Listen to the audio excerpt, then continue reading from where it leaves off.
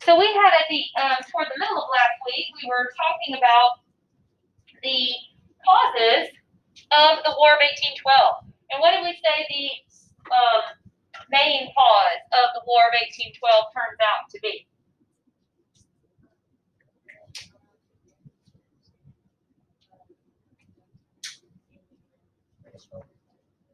Right, so the British Navy was stopping American ships and taking American sailors. What was that called? Impressment. That becomes the main cause, the impressment.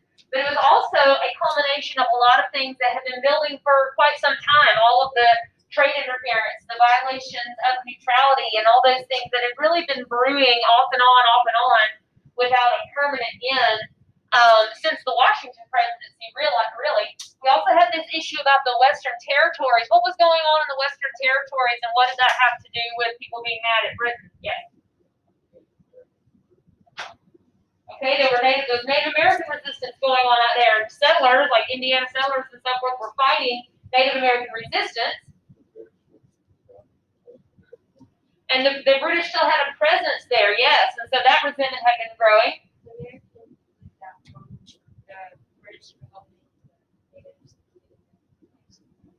Yes, and then all that was connected, and a lot of Americans believing that Britain was somehow involved in that Native American resistance, that they were encouraging Native Americans to attack, that they were giving them weapons, and that wasn't entirely untrue. And so a lot of the Native American resistance out there was seen as somehow connected to, or Britain was somehow behind it. Then you also had the urging of those people called the War Hawks. Who were the War Hawks? Yeah, these are these younger congressmen that are more aggressive, that are more just, fiery, that don't want to negotiate anymore. They want a war. That's the name, War Hawk.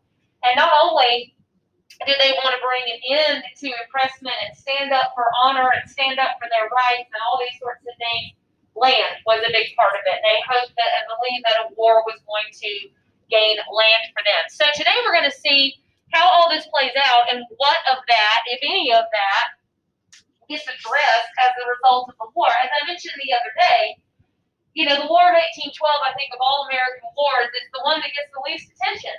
It is the one that is the least familiar. It is the one that often just sort of gets thrown off to the side as if, oh, that wasn't a big thing, or that one really didn't count, or it didn't matter for some reason. It does kind of struggle with some identity, and maybe that's because its causes and its results are kind of disconnected. The reasons that it got started end up not really being that big of a deal once we get into the war. And the things, some of the reasons that people wanted at this war end up not being the things that it actually accomplishes. And so, there are, some disconnects there. But it's a very interesting conflict. It has a lot of very unique qualities to it. And some things happening in this war that would be completely unfathomable now, that would be difficult for us to imagine now. Other than the American Revolution and the Civil War, this is the only other war that is fought on American soil. This is the only time the United States, again, unless you count the Revolution, which that's, depends on how you look at it, but this is the only time you have the United States being invaded by a foreign country, a foreign army coming onto American soil, attacking American cities. The Capitol destroyed, the White House burned by an invading army. That's stuff that's pretty difficult to imagine today. And if it was, happening today, that would be a pretty dire circumstance. Yet that's what's happening in the War of 1812 and some of the more popular wars. Can't say that about themselves for sure. So let's talk just a little bit. Again, we're not going to be looking at a few specific battles here, but once again, it's the overall importance or significance of them that we really need to be concerned with. First of all, we're looking not at a specific battle, but the first kind of campaign, the first sort of phase of the war. The first phase of the war, Madison asked Congress for a declaration of war. They get it. But the United States is incredibly unprepared, ridiculously unprepared for war. It's almost laughable how unprepared the United States was to fight a war, yet they declared war against one of the most powerful nations on earth. The first phase of the war involves the United States attempting to invade Canada because that was British territory. And we know that this also was one of the areas, one of the places that the Warhawks hoped they could conquer. And this was one of the territories that they hoped to make part of the United States as a result of this. But the invasion of Canada was completely and totally botched, as you can imagine. Again, they were completely unprepared for it. The United States at this point had a very teeny tiny standing army. There was no military that was ready. There was no preparedness. There was no plan of how to pay for this. There was no plan of how to do anything. There was no plan of invasion. You know, the Warhawks are a lot of talk, but they're not military strategists, most of them. And there really was not any kind of specific plan of how to carry out this invasion of Canada, how to make it successful. First, and second of all, the communication is so bad because the United States at this point, you know, is very spread out. The Canadian border you're talking about, what at the time was wilderness, basically. And there are very, very few American troops that are just sort of sparsely spread out along that Canadian border. The way that they know that a war has been declared, how they find out, is when they start getting shot at. That's how bad the communication was. They could not even, you know, get word to those people, those forces there on that border that, hey, we're about to fight. They couldn't even do that. The communication, everything moved so slowly, and things were so disorganized. So obviously the invasion of Canada is a complete and total failure. We should know that because Canada is Canada. It's not part of the United States. So obviously we didn't get that. However, there are some sort of silver linings here. Although the United States fails to take over any Canadian territory, does not take that from Britain, they do manage to have some significant defensive victories and are able to maintain, you know, territory. Because a defensive victory, you know, they're not able to take anything, but are able to prevent something from being taken.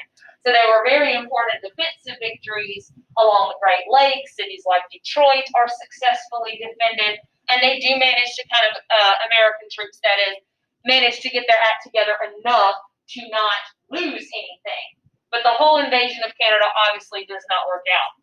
That's what's going on for about the first year of the war, is the fighting is mostly along the U.S.-Canadian border, along the Great Lakes region, and again, it's mostly defensive victories that are successful eventually for the United States. In 1813, 1814, the war shifts. That's when the war changes. And the war moves away from Canada. That's now not really the place where the fighting is going to be. The British are going to refocus their strategy, and they are now going to target the East Coast of the United States. So that's when the war changes. About 1814, they are going to shift their focus to the East Coast, so along the Atlantic, okay?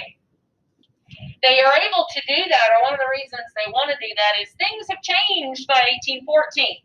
By 1814, the Napoleonic Wars are now over. Britain has successfully defeated Napoleon by 1814. So they're now no longer fighting him in Europe. So what does that mean Britain can now do? They can put all their energy and all their resources and everything they got into this conflict. They had not been able to do that. Kind of lucky for the United States in 1812 and 1813. 1814, sort of more like gloves are off. They're going to get far more aggressive. The British, that is, they get far more aggressive. And that's when they start attacking the East Coast, because there's a lot more people there and a lot more cities and a lot more, major targets, strategic targets for them to acquire. So they will begin, targeting American cities along the East Coast.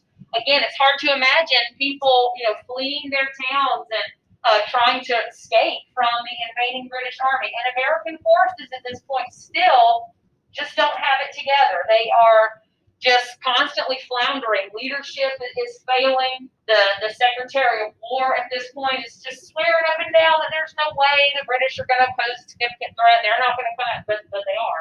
There's just no real plan of how to defend anything. And so American forces are just kind of on the run. Eventually, the British start targeting, about August of 1814, start targeting Washington, D.C. Why would they want to target Washington, D.C.? It's the capital. It's a brand new city, not very old, but they start targeting the capital. It's hard to imagine today not only the capital being targeted, but if you can imagine the capital not even being well defended, only having a small number of poorly trained militia to defend the capital. Once again, the Secretary of War just swears they're not going to go after Washington. It's going to be fine. And so they don't even have a significant part of their army army even defending it. And so the British pretty much just walked right in.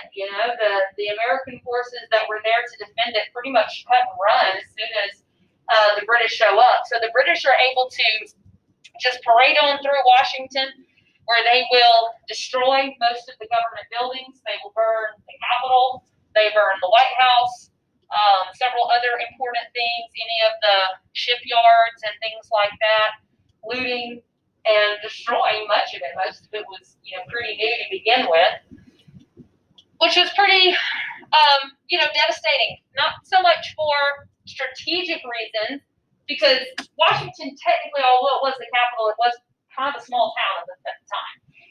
But it is very, very demoralizing. You can imagine that this is incredibly demoralizing for the United States and definitely a sort of low point. Now, just because they have destroyed the city, that doesn't mean they destroyed the government. So keep that in mind. Now, the government still continues to function. There really were civilian casualties in all this were minimal, if any, because most people had fled. They knew for hours that the British were coming. They had fled. President Madison has fled. Their Congress is gone. So the government's still intact. It's still working. But it's definitely a low point, certainly for people's morale and for the overall spirits of people in the United States. Now, the thing is, though, the interesting thing about the burning of Washington, we would think, that would be like, okay, game over. They destroyed the Capitol, so we're done. But it's not. Like I said, the government still survives. And the burning of Washington was really largely a symbolic move. It was meant to be a demoralizing thing, not exactly a strategic move for the British. Because like I said, Washington was actually quite a small town. Really, even that's kind of understating it. It was really kind of a backwoods, little swampy thing that happened to have some important buildings in it.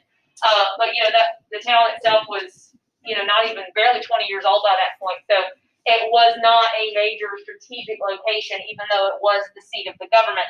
So after that, the British are going to take that momentum and target what was a more strategic location, what might bring about a quicker end to the war, what was seen as here's the game over kind of moment, and start targeting Baltimore. Okay, so Baltimore is their next target. And Baltimore is where?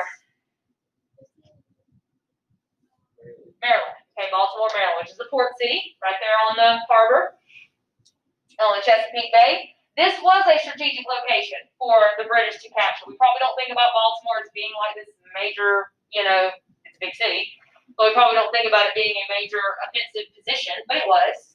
This was actually the third largest city at the time, the major port city.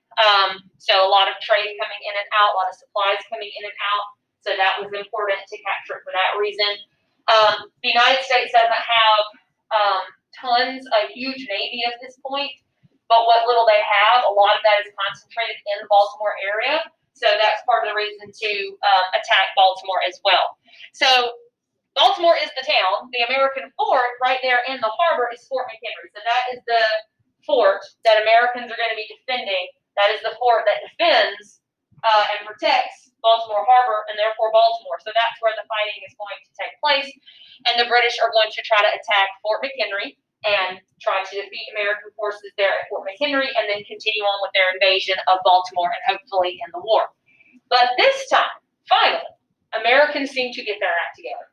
If the burning of Washington did anything, yes, it was demoralizing. But it also sort of increased American resolve. It sort of forced people, leaders, and whoever to, like I said, kind of get their act together, to realize we can't let Baltimore fall. Baltimore must be defended at all costs.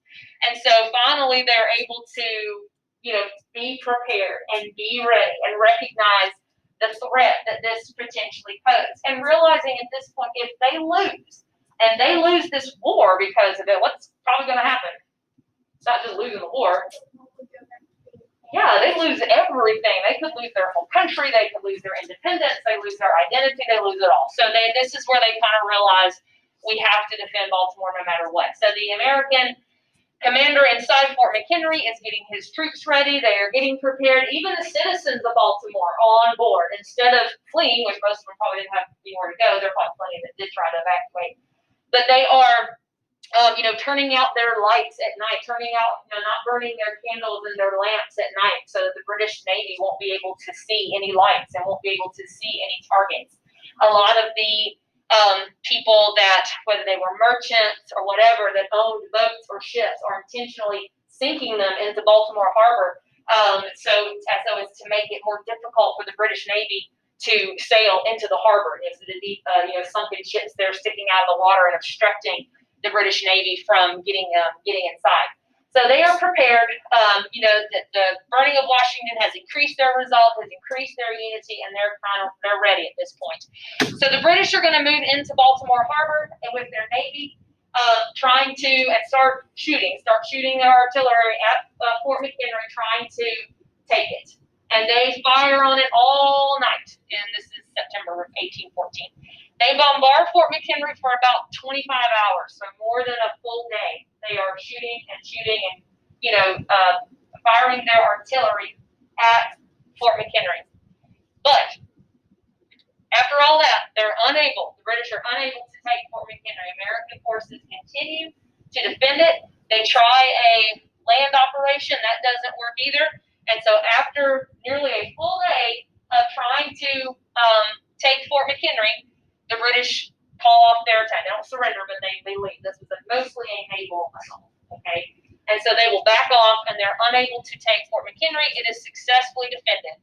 So at Fort McHenry, when Americans successfully defend Fort McHenry and successfully defend Baltimore, now they finally have a significant victory. This is kind of a moment that they really needed to keep their heads in this. It's boosting for morale, as well as it's just strategically important. Like I said, if they had lost Baltimore here, that could have ended the war right there. So that was very important for them strategically, for morale, for all sorts of reasons. So this was a big moment for American forces here in the War of 1812. Another really important thing that comes out of the Battle of Fort McHenry, not just the successful defense of Baltimore and the successful warding off a British attack at a very pivotal moment. And some of you know this part of the story. This is the battle that inspires this guy, Francis Scott Key, who witnessed the battle. Francis Scott Key was an American who happened to witness this battle. He was being kept prisoner on a British ship that was in the harbor. And so he is watching all this happen, or rather, he's more listening to all of it happen. Most of that bombardment took place at night, where it was just totally dark, and all you can see is just the sky being lit up, every couple of seconds from artillery shells and explosions going off. And so he hears that and sees that all night long, not really knowing what's happening. And then in the morning, when the attack is called off, he is released. And he looks up at Fort McHenry and he sees that American flag still flying over it. Really great big one that the general that was commanding Fort McHenry had ordered to be sewn made for this particular event. And that inspires Francis Scott Key to write a poem, The Star Spangled Banner. Some of you know that. So he writes The Star Spangled Banner as a poem. And what's significant about that poem? And later becomes what? The national anthem. So later it's set to music, and later it's officially adopted as the national anthem. It has multiple verses. Of course, the national anthem, generally people just know the first one.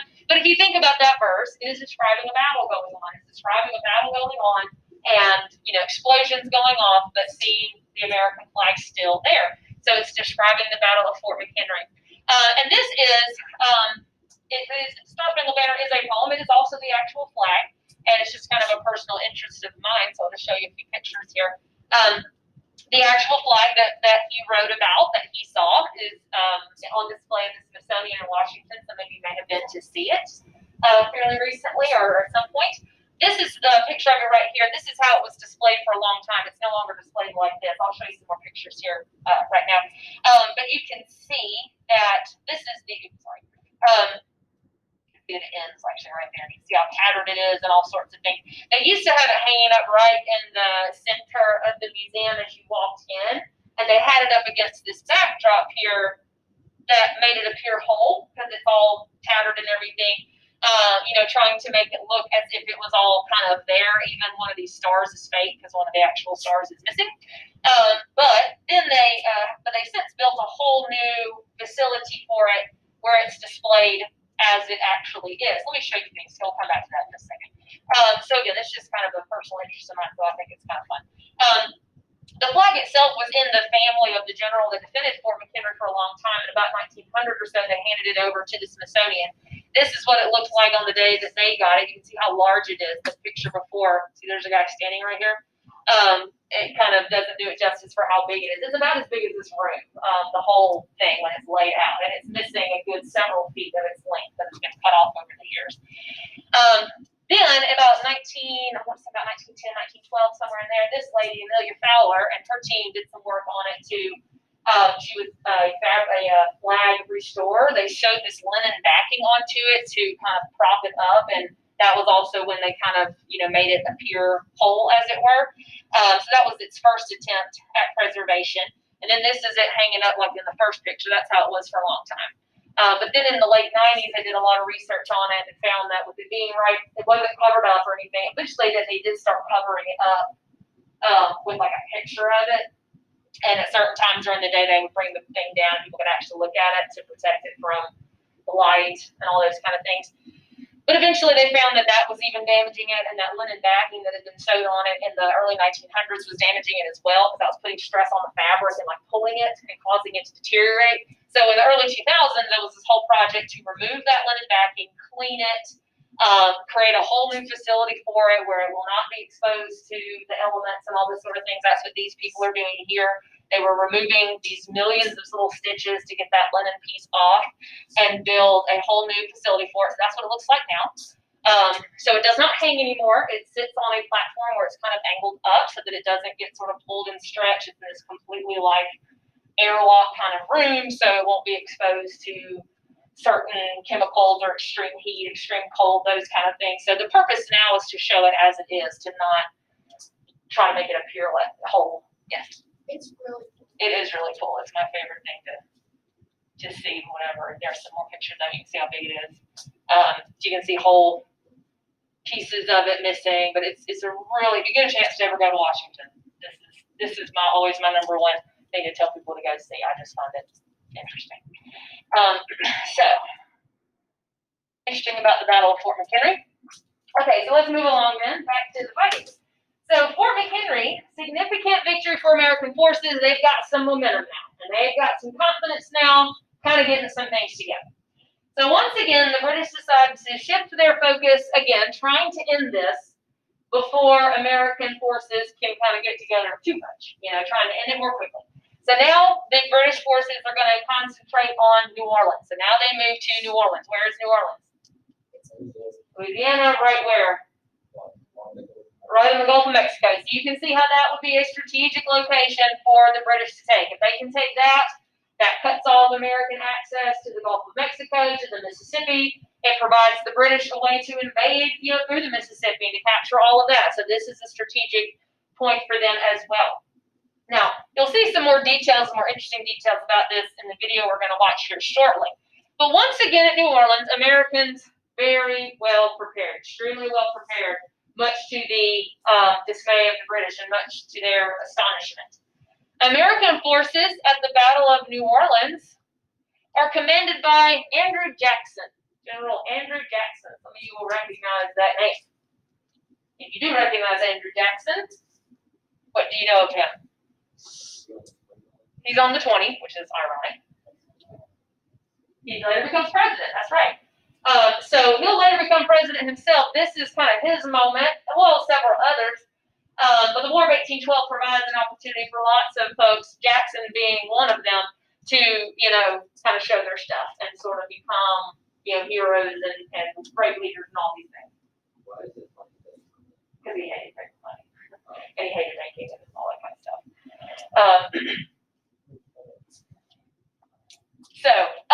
So he is, Jackson, we'll talk more about him, but he's not, he's not your genteel, he kind of is, but he's sort of a rather rugged individual, but he is, got a lot of military genius to him. He's just come from, because there's another kind of war going on in the middle of this with actually Creeks in Alabama. So there was kind of a civil war amongst the Creek Nation in Alabama, and Jackson had just been fighting Native Americans around here, not too far in Horseshoe Bend, just up the road a little ways, and had made kind of a name for himself there, and then is sent to defend New Orleans.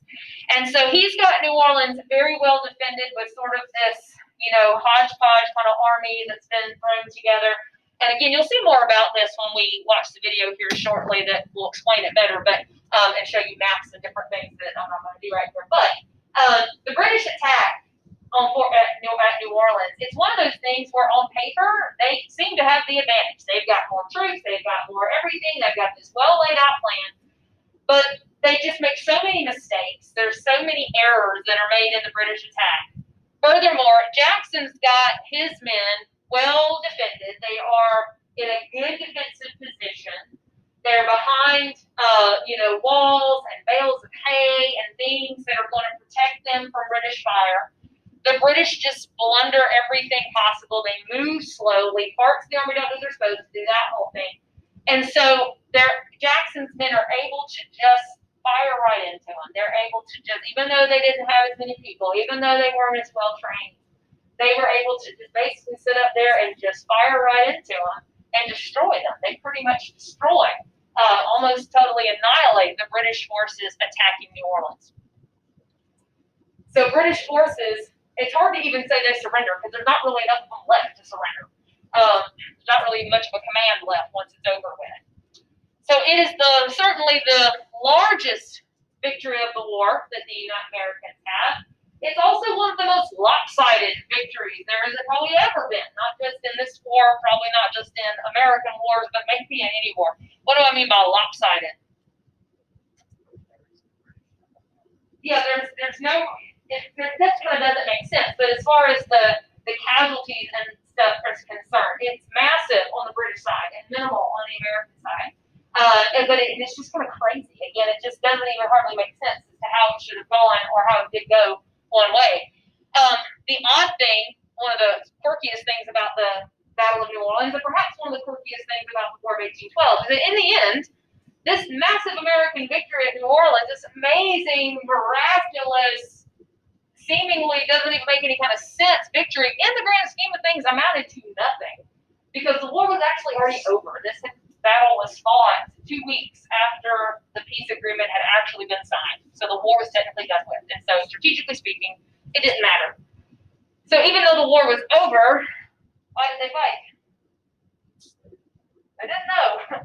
The peace agreement was being negotiated in Europe, and it took so long, for stuff to be communicated and information to get here, there, and everywhere that, they didn't know. So the fighting continued on. So in the grand scheme of things, strategically speaking, it didn't matter. The war was really already over.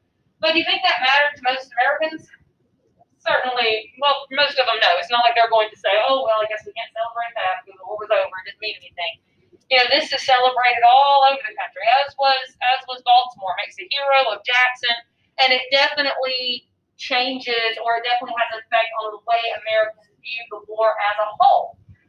Even the way it ended was kind of strange. So it is, again, a massive victory. It's one of those things that just, doesn't really make a whole lot of sense as to why it happens this way. We'll see more about it in a moment. But that is the end of the fighting, and the war is actually over with. So let's take a look at the end of the war, what was agreed to, and what this actually did. Okay, so the war brings somewhat mixed results.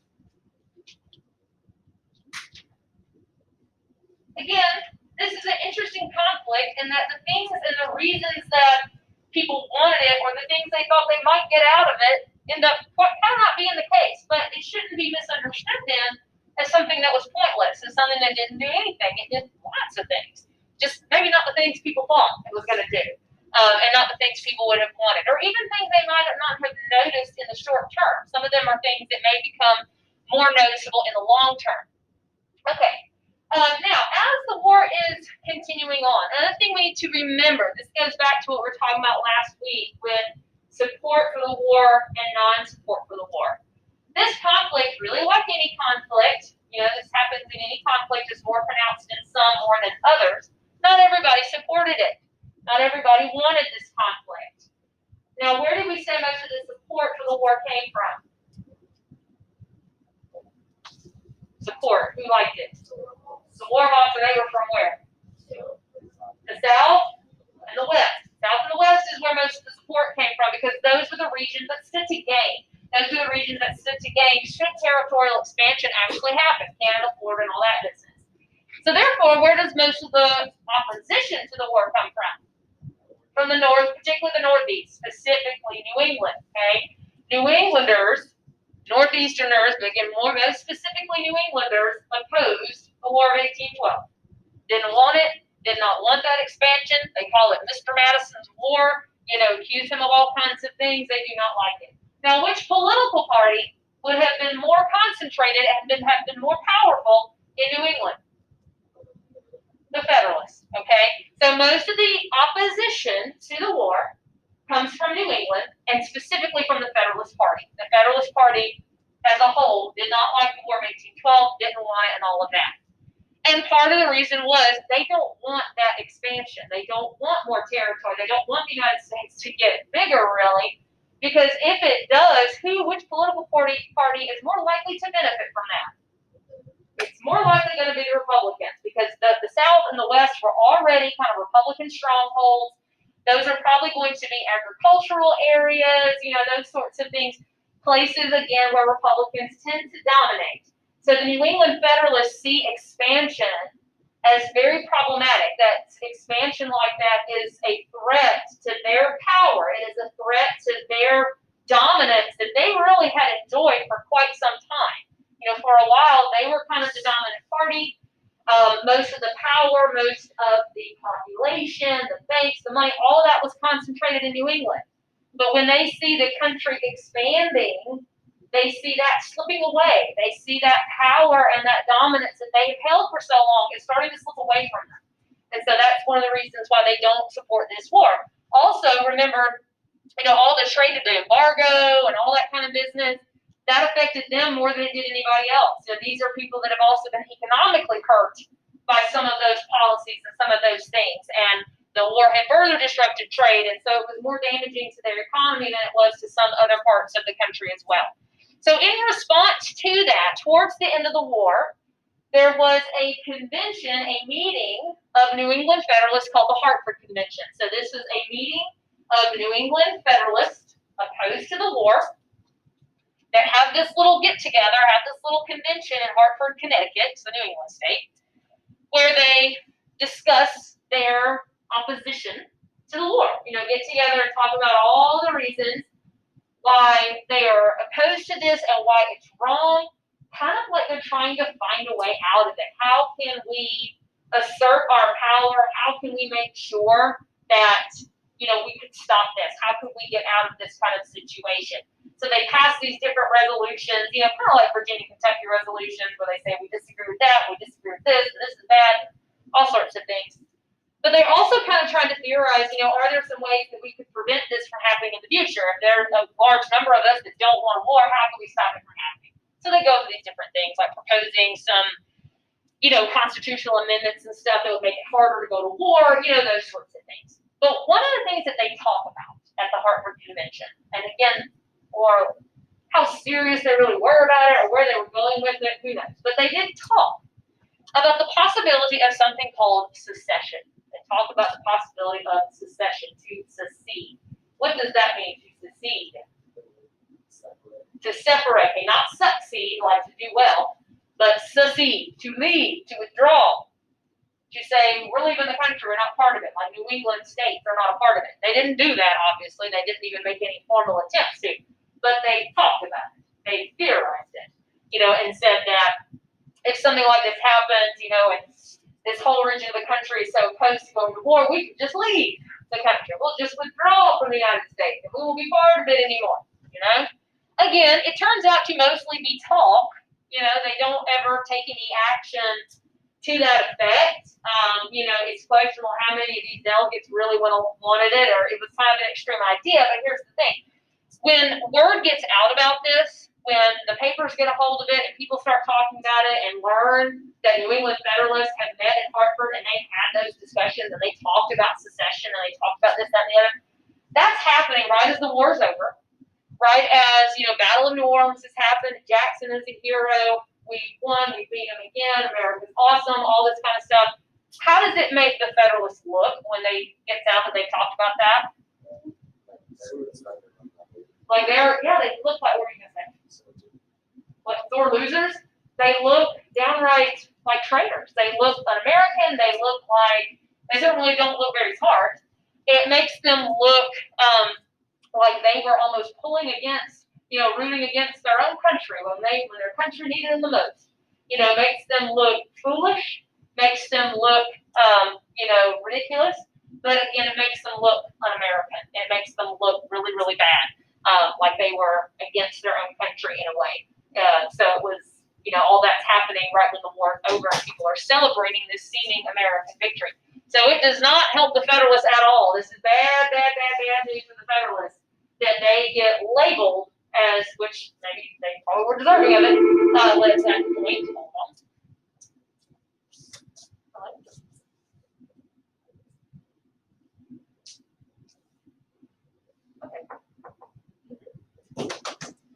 on. It does not help the Federalists when all this gets out. It's going to be bad news for them. It's going to affect their support and mean some pretty dire things for the Federalist Party. So, question over there?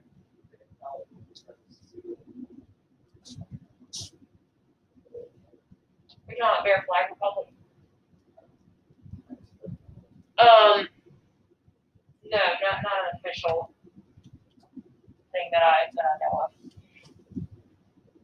Okay, so the Federalists don't look too good at the end of the war. Let's talk about the end of the war. It officially ended 2 weeks before the Battle of New Orleans, which was fought in January of 1815. So it ended actually in December of 1814 with the Treaty of Ghent, named for Ghent, Belgium, which is where the treaty was signed. And the Treaty of Ghent, of all the treaties you have to ever learn, is probably the easiest one, because there's really not much to it. They agreed to stop fighting. That's pretty much the gist of it. Britain and the United States agreed to not fight anymore, to put down their arms, we're no longer at war. That's it. It pretty much just restores everything to how it was before the war broke out in 1812. So no territory changes hands. Nobody loses any territory. Nobody gains any territory. There is no mention of impressment. There is no mention of neutrality right. Any of those things that caused the war are not addressed or not dealt with in the Treaty of Ghent. It is basically just an agreement to stop fighting. And technically speaking, the War of 1812 ended in a stalemate. It was a stalemate. What does that mean? It's kind of a tie. Nobody really wins it, okay? Because it ends how it started. It ends how it started. Nobody gained anything, nobody lost anything, so forth and so. Nobody admits any fault. It is just an agreement to stop fighting. However, because of the way it ended, how do you think many Americans then and now still view the War of 1812? As a win. They're going to view it as a victory. They're going to celebrate it as a victory all the same. And a lot of Americans still do consider it a victory, although strategically speaking, it is a stalemate.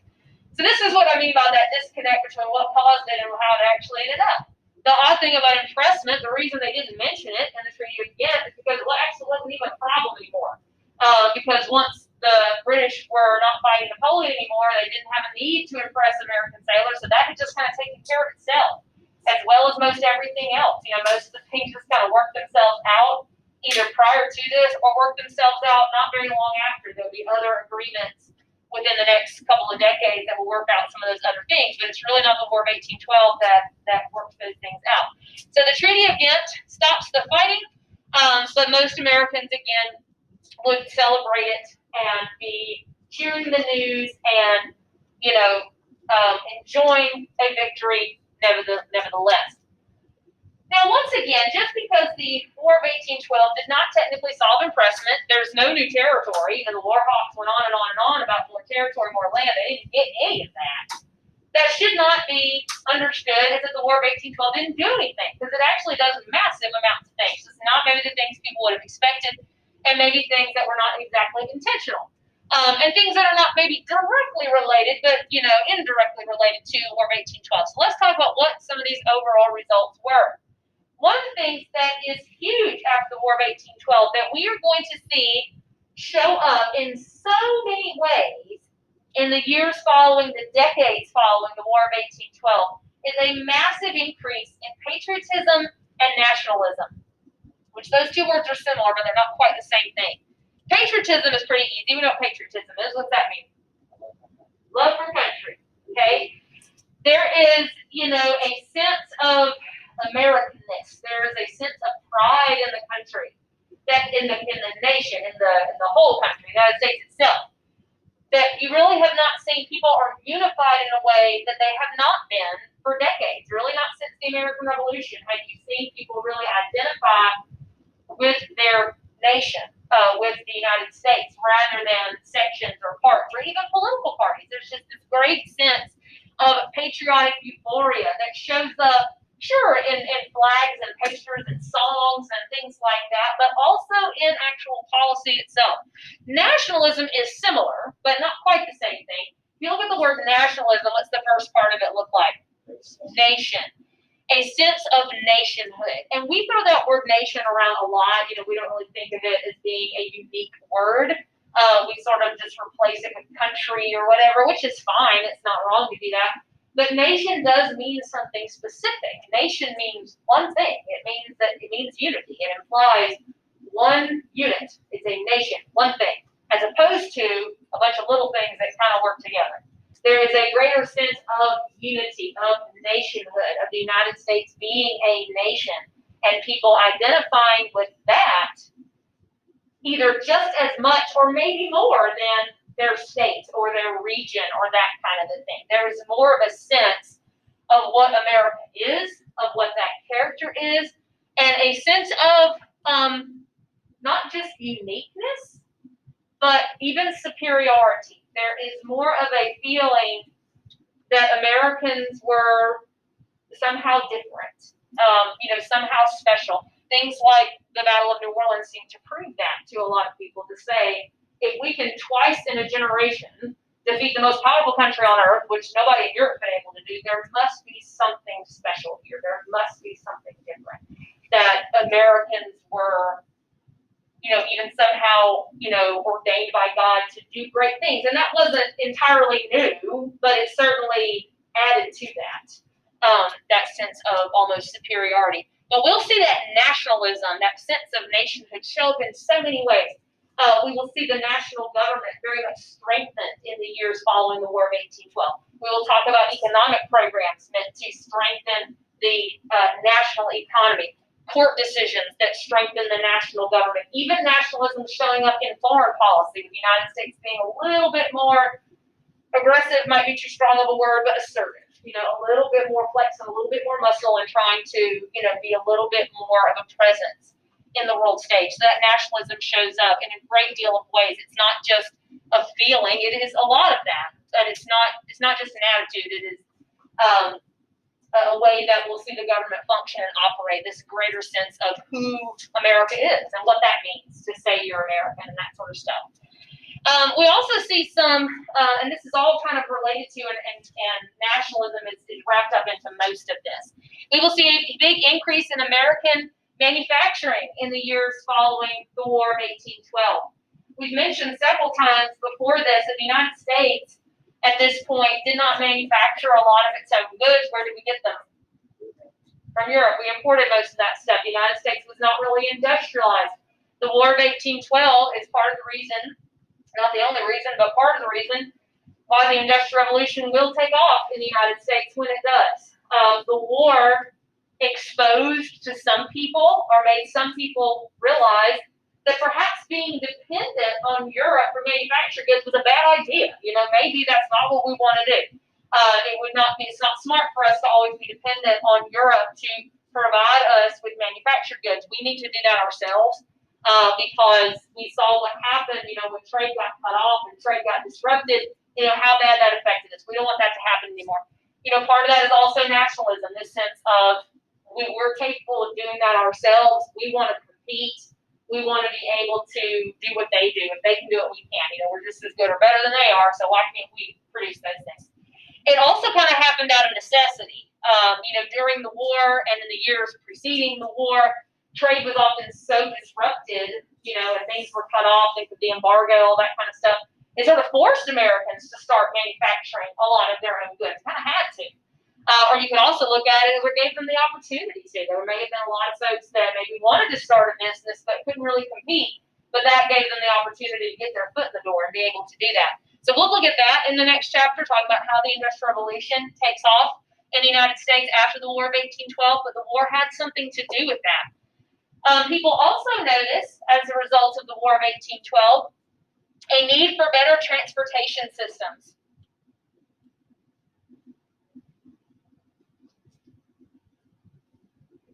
And basically that means roads and canals. Roads and canals mostly. Eventually that will mean railroads, but they haven't been invented yet. But when we talk about transportation systems, that eventually means the railroads, but not quite yet. But mainly roads and canals. As I mentioned earlier, the United States was so spread out at this point, and you didn't have good roads or canals to connect different vast parts of territory. Those Western territories, they were really out there. It took 6 months, literally 6 months, to get people information, goods from, say, New York to, Chicago or someplace like that, because there were not, arteries of communication and arteries of transportation connecting those things.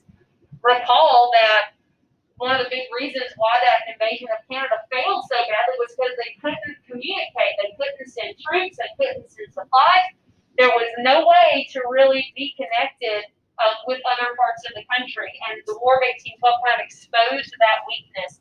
And so we're going to see in the years following the War of 1812 a lot of efforts to fix that. And so we will see massive efforts at road building, at canal building, eventually to railroads. All for the sake of not just mainly for economic reasons, to get trade moving, to get people moving, to encourage settlement. That is seen as a big priority, and not just that it needs to be done, but that the national government should have something to do with it. That the national government should be paying for it and should be initiating those kinds of projects. So that's also nationalism showing up there. We also see a crop of new leaders that were able to show their stuff and become well known and give that opportunity to show a certain kind of leadership. Who are some of these new leaders that we saw in the War of 1812? Definitely Andrew Jackson. Who else? Yeah. Not quite, but he becomes a well-known name. But as far as like leadership, congressmen, those kind of people. Talked about last week. Yeah. Some of the war hawks, people like Henry Clay, people like John C. Calhoun. I mentioned them. The War of 1812, we're kind of at a crossroads here, where that Revolutionary War generation, the ones that fought for independence, that started the Constitution, that got things going, they're all kind of on the way out. A lot of them are dead by this point. Washington's dead, Hamilton's dead, Jefferson and Adams are still living, but they're retired by now. Madison's on his way out at the end of his political career. That whole crowd is moving on, or some of them, like I said, are already dead by this point. And this younger generation is taking the reins. A younger generation that may have been alive at the time of the Revolution, Jackson was, but weren't participating in it in the same way. And so they're kind of handing the torch, over to some other people. And the War of 1812 provided that opportunity for some of those people like Jackson to, become well known. And so they are going to be the next round of congressmen and speakers of the House and Secretary of State, and Vice President, President. All those people will eventually hold all those offices. So it does give them that opportunity to make themselves known. And it also brings about a major shift in political parties. I mentioned before that parties come and they go, they grow and they change, they shift around. And the War of 1812 will mean the first kind of major shift in political parties of the United States, and that this is the end of the Federalist Party. The Federalist Party is no more as a result of the War of 1812. They did too much damage to themselves. They were already, losing a lot of support anyway. But after the War of 1812 and after they come across as being so out of touch and so un-American and so unpatriotic in a time when there's this massive patriotic euphoria, that did not bode well for them. So they become fragmented, leaderless, and eventually fizzle out. And so we do not see the Federalist Party anymore after this. So we'll talk about it more later this week, but for the time being, we'll just have Republicans for a while. Now, however, don't think their ideas go anywhere. The stuff they believed in and the stuff they stood for is going nowhere. In fact, it's about to be adopted by a lot of Republicans.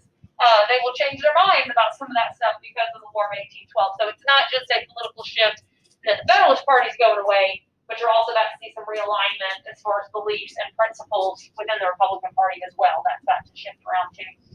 So the War of 1812, ends up not being meaningless. It does a lot of interesting things. I know many Americans regarded it then, some do now, as kind of a second War of Independence, or kind of putting the punctuation on the first one to say we meant it, and we will continue to defend it. That's not the end of conflicts with Britain for sure, but I think you could make the case that the relationship continues to improve from there on. There's not some bumps in the road and some hiccups here and there, but it does continue to improve, and other things tend to get worked out. All right. So, any questions about that so far? All righty then. So let me get this stopped.